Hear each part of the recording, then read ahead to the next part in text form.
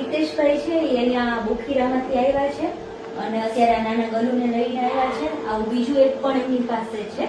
હવે આની સ્ટોરી એવી છે કે ભાઈને એ આવતા હતા તો રસ્તામાં શું હતું ભાઈ? કેમ એક ભાઈ ડોગને મૂકી દીધી ને આને ભેગા હતા. ડોગને તો મૂકી દીધી, ભગાવી દીધી ને આને મૂકી દેતો હતો. આને અમે કીધું કે બીજા કૂતરા તો આને મારી જ નાખવાના છે અને એ જેને જોતું હોય લઈ જાય, અમે લઈ આવીએ તો આને અમે રાખશું. પણ ભાઈ કોણ હતા ને એ નતો, અજાણ્યા વ્યક્તિ હતા. અને આ અત્યારે તમે તમારા ઘરે જ રાખો છો અને તમે સાથે જ રાખો છો. સાથે જ છોડાવો.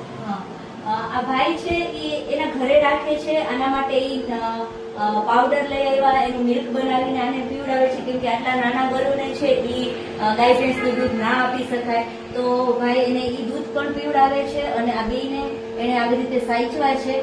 ભાઈ, તમારી માનવતાને ખરેખર ધન્યવાદ આપવા પડે.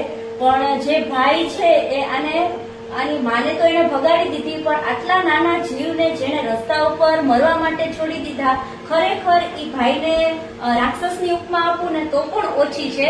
અને આવા લોકો છે એને લીધે દુનિયામાં પાપ વધે છે અને તમારા જેવા લોકો છે એને લીધે આજે માનવતા ટકી રહી છે. અને ખરેખર આ બધા જીવ છે એ આપણી ઉપર આધાર રાખે છે અને આપણી ફરજમાં આવે કે આપણે આને આશરો આપવો જોઈએ, આને બચાવવા જોઈએ. પણ દરેક વ્યક્તિ આ નથી સમજી શકતા. પણ તમારા જેવા લોકો છે એ ખરેખર ધન્યવાદને પાત્ર છે. તમારો